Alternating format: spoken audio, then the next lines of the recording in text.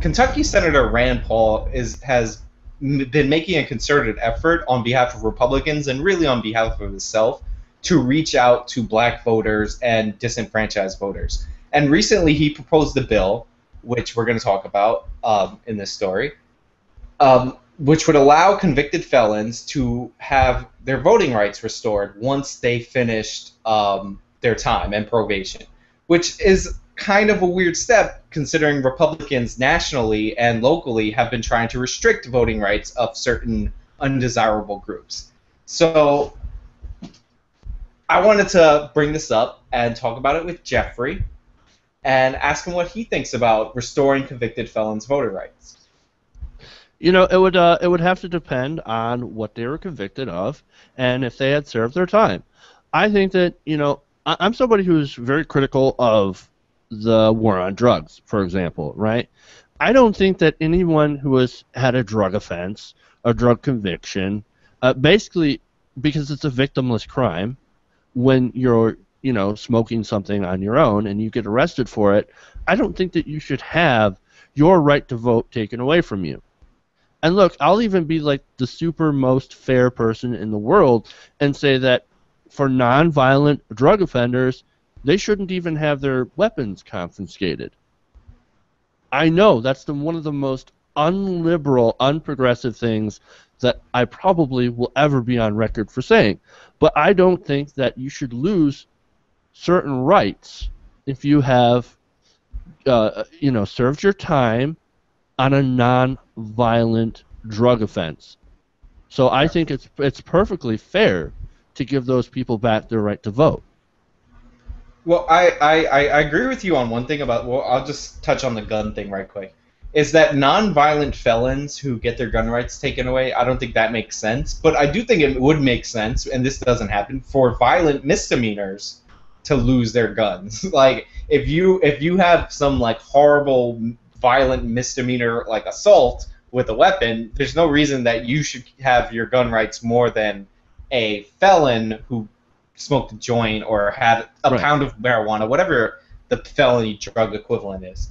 But I actually disagree with this bill because I don't think it goes far enough. In the Rand Paul bill, it is closer to what you say, where non-violent drug offenders, non-violent felons, and it's almost 1 million people that would be included that would get their voting rights back, which is a great thing, would have their rights restored. But in my personal opinion, once you've got out of jail and you finish your parole or probation, like, you've paid your debt, quote unquote, to society, and you should have your voting rights restored. Like, I don't understand, other than, like, rah, we're going to be tough on crime, like, those motherfuckers shouldn't vote. Other than that, like, justification, I don't see what the issue is with convicted felons voting. Like, they're not going to go out and vote in a substantive way that would, like, make murder legal all of a sudden. Right. Like, that's not going to happen.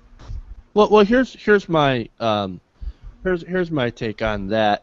A little bit of an answer to your question is that the people who come up with these tough on crime laws are often more conservative. All right, let's be honest about this. Yes, I'm sure there are Democrats that are like, I'm tough on crime too because it's incredibly popular, right? Like, look at, for example, in your own home state of New York, that Giuliani, very, very popular there because he, quote unquote, cleaned up the city, essentially. Like, he was tough on crime. Now, of course, he was tough on crime in some of the wrong ways, and Bloomberg continued that, fine tradition of being basically terrible to people and very, very harsh when it comes to sentencing and all that stuff and stop and frisk and whatnot. But a lot of these people that come up with these laws are right-wing, are very conservative, tough on crime. And I think part of that is because they don't want people to vote. And that's why they would restrict voting rights for people who are, convicted of non-violent offenses and victimless crimes. So, you remove people from that voting pool, you're more likely to get to win elections if you're a right-winger. Remember, they don't want, remember the Goo Goo syndrome, right? They don't want you to vote because the more people that vote, the less chance that they have of winning, and I think this is part of that. Right. Like I understand all that politically, right? But like what the reason I brought up Rand Paul reaching out to minority groups is that stuff like this and like the general outreach is fine. A lot of politicians do outreach to minority groups and they don't really mean anything by it. But stuff like this, substantive bills like this could restore, like I said, 1 million people's voting rights. I think it should go further, but whatever. It's like the most non-controversial restoring felons' voting rights bill that you could possibly have. Like, this could restore 1 million people's voters' rights, and it is reflected in Rand Paul specifically in his poll numbers. In a recent poll done by in the state of Kentucky, which is his home state, pitted him against Hillary Clinton for the presidency. And Mitt Romney nationally last go-around won about 3% of the black vote, which is a fucking disaster. That's within the margin of error, which is amazing. So he won like 3% of the black vote.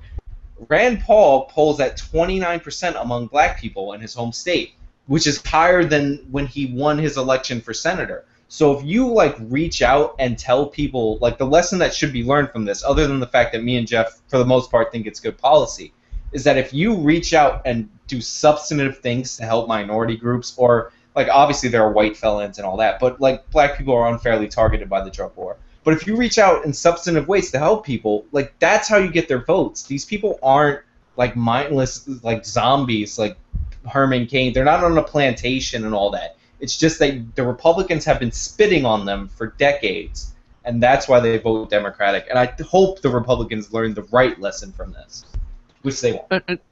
And also remember, it is Kentucky. So, I mean, there are a lot of conservatives there in Kentucky, and even like one of the things that tends to be forgotten is there is actual black conservatives, which, like, to a lot of people, it makes their head explode. Like, why would you do that?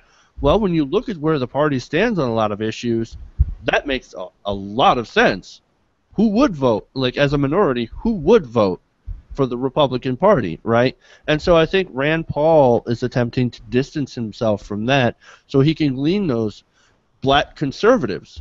Because, well, I mean, it's not even, there are successful black business owners and guys who don't want to pay taxes and think that the government is too big. That exists within any race, right? So if Rand Paul is reaching out there and saying, hey, don't worry, I'm not going to actually kick you in the balls or spit on you or call you a moocher or call you lazy, I'm going to appeal to what you want, which is lowering taxes, lowering all of our taxes, because, hell, I love lowering everybody's taxes. I hate taxes. I hate the IRS. You know, all the stuff that Rand Paul stands for. Yeah, without all the racial demagoguing, you are going to start getting votes, and that's what the mainstream Republican Party doesn't understand. They think that they're trying to ride that Southern strategy train, the white racist old person, vote. They're trying to squeeze every little bit out of it because they don't know how to appeal to minorities.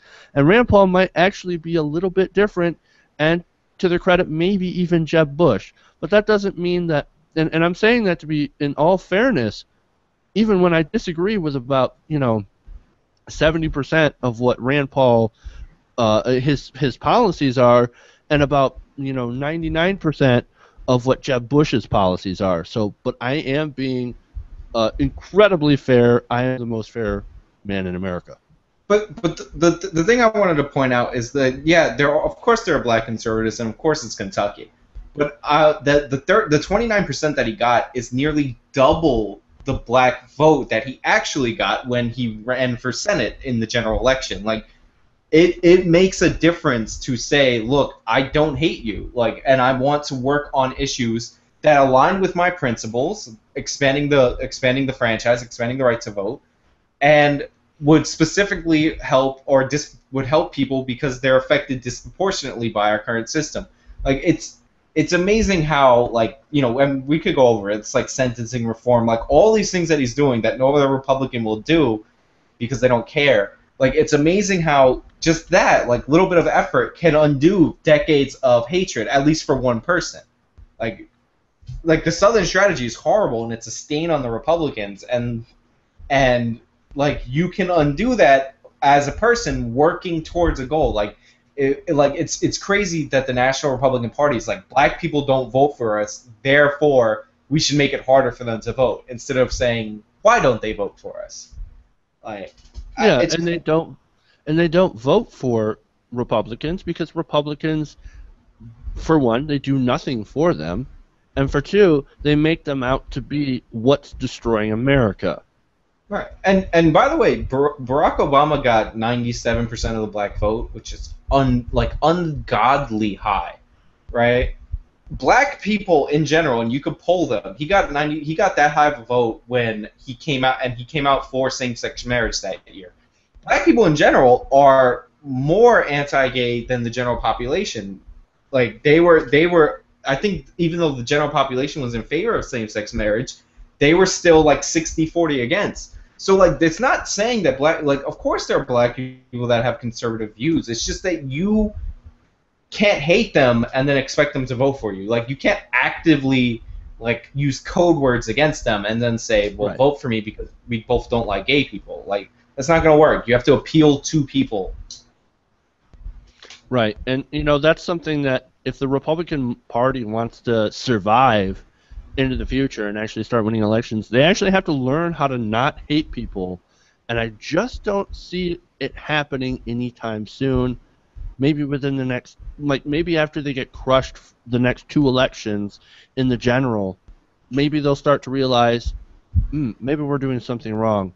And then, of course, by that time, a lot of the old people, the old white racists, will have died off by then. So, I'll tell maybe you. we'll see a new Republican Party within the next decade.